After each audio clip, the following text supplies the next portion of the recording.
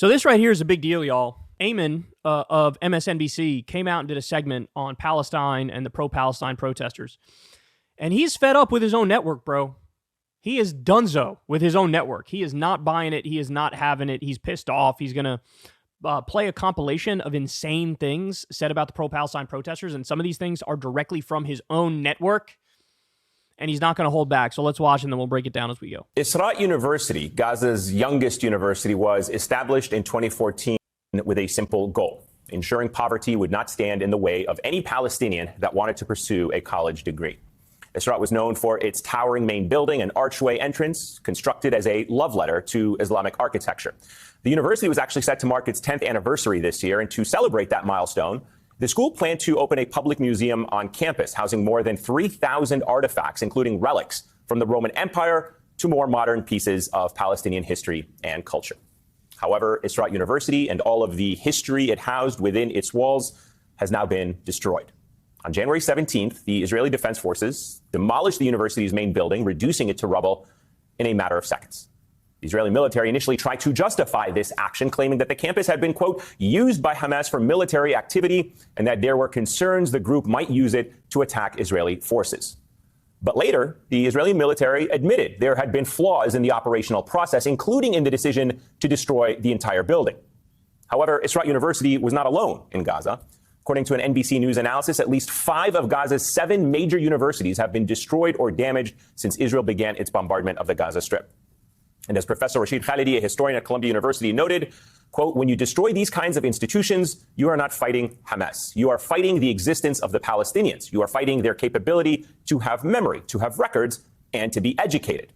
UN experts are now sounding the alarm, expressing concern that these attacks on universities in Gaza are part of a much larger effort to comprehensively destroy the Palestinian education system, an action known as scholasticide.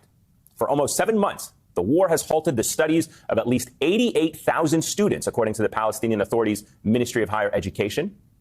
But if you've turned on television here in America, it is apparently American universities that are under attack. As pro-Palestinian anti-war protests continue to spread to college campuses across the country, coverage of these demonstrations has dominated mainstream media. Here's just a really small glimpse at how these protesters have been described. Watch. I'm reminded of January the 6th. That's what this looks like to me. This might look like January 6th, but it's 1,000 times worse. Charlottesville was a little peanut, and the hate wasn't the kind of hate that you have here. Harkening back to the 1930s in Europe, and I do not say that lightly. Keep marching. So the pro-Palestine protesters are just like Nazis. That's what Dana Bash said. What a fucking scumbag. And I do not say that lightly. Keep marching for Hamas, kids. This is what was. Oh, I hate Bill Maher so much. He somehow manages to be the worst in this parade, this fucking gaggle of morons and idiots and frauds. Keep marching for Hamas, kids, okay? Sure, Bill. It's not that these people can't stand watching toddlers get carpet bombed with our money. It's got to be that they love Hamas. Bring to school. Hamas. The bike chain. Keep marching for Hamas, kids. This is not what students bring to school. Hamas is here. Even the notion of an encampment is a physical threat. We have a terrorist group marching in New York right now. They're dumb and or unattractive. Take it to the bank. They have been brainwashed by TikTok to believe that Israel's actually committing a genocide. I have no words to describe my passionate, seething hatred for these losers. They wouldn't know the truth if it was dropped on their fucking head like an anvil. What's happening on college campuses is rooted in anti-Semitism. Oh, of course. Yeah, we knew that one was coming. You're all anti-Semites because you don't want to see 16,000 kids get destroyed and murdered and killed and ruthlessly wrecked. They are embracing the rhetoric and the ideology of Hamas. Did that negotiating with terrorists work for them? We are going to have fascism as a result of these protests. We're going to have fascism. No, the fascism comes when the leaders decide to crack skulls at the protests, when counter-protesters who are Zionists do violence against the pro-Palestine protesters. The fascism comes, just like that story came out the other day and said, the fascism comes when the mayor of New York is in a group chat with 100 multimillionaire and billionaire Zionists who are telling him, hey, send in the police to take away the First Amendment rights of these protesters. That's the fascism, you scumbag. Now, by the way, notice something. The guy who said that, Donnie Deutsch, this is on Morning Joe, the same network that Ahmed is on. Woo, buddy, let's go. Let's go. He's not holding back. He's not playing. He's going in on his own fucking network. Negotiating with terrorists work for them? We are going to have fascism as a result of these protests. We are going to have fascism as a result of these protests. It's absolute hysteria from the media. Oh, he's on MSNBC. That was said on MSNBC. And he's like, absolute hysteria from the media.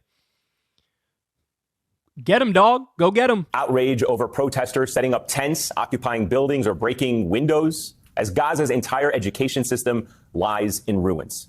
U.S. media have become obsessed with this manufactured idea of violence sweeping across American campuses, all while failing to cover the very real violence that has decimated an entire generation's access to education. But the media isn't doing this alone. Here in New York City, Mayor Eric Adams has given them an assist, making himself, as the nation's Jeet here describes, the public face of the nationwide campus crackdown on pro-Palestinian activism. So brave. At a press conference this week, Adams attempted to rationalize the NYPD's crackdown on Columbia University, claiming he's preventing young people from being, quote, radicalized by professionals. New York City. They are the radicals. You are the extremists.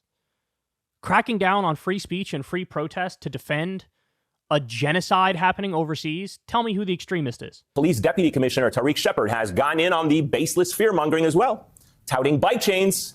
Yeah, bike chains, literally bike chains sold at a discount by Columbia University as some kind of sinister weapon that has been brought in by outsiders.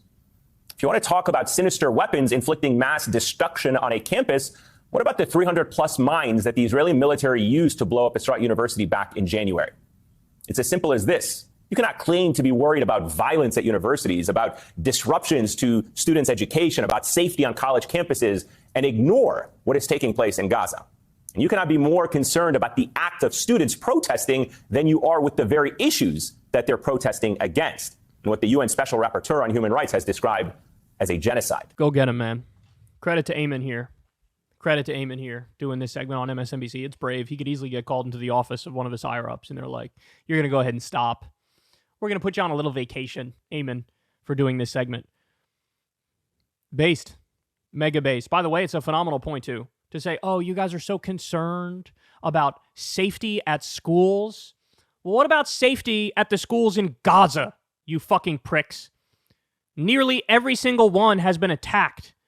They've been systemically destroyed. They're doing controlled demolitions. They don't even pretend to try to make an argument. Every single university in Gaza is run by Hamas.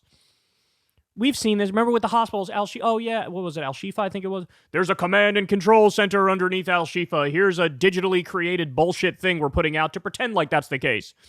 Then guess what? They take it over. Underneath, there's a handful of guns and a fucking MRI machine, and they're like, did we say command and control center? We meant command node. Oh, it's a node. Well, that sounds a hell of a lot smaller than a fucking command and control center. By the way, no evidence of anything there. IDF could easily planted those guns. They're using it as an excuse to destroy every school, to destroy every hospital. They've killed 16,000 children, 10,000 women, 38 or 39,000 civilians. 2 million Gazans are now homeless. 2 million out of 2.3 million in Gaza. They're starving the population. Where's the debate, y'all? That's what I want to know. Where's the debate? Where's the other side to this conversation? There is no other side. And that's what they'll never admit. That's what they'll never tell you. They act like the biggest outrage in the world is some college kid saying, from the river to the sea, Palestine will be free. No, the biggest outrage in the world is our money and our weapons carpet bombing toddlers. And then the president goes out there and continues to fucking defend it and lie about it. There's a reason why there's ICC charges against Netanyahu now. Because it's unavoidable. It's inescapable. The guy at the ICC was picked by the U.S. and Israel. They said, we like that guy.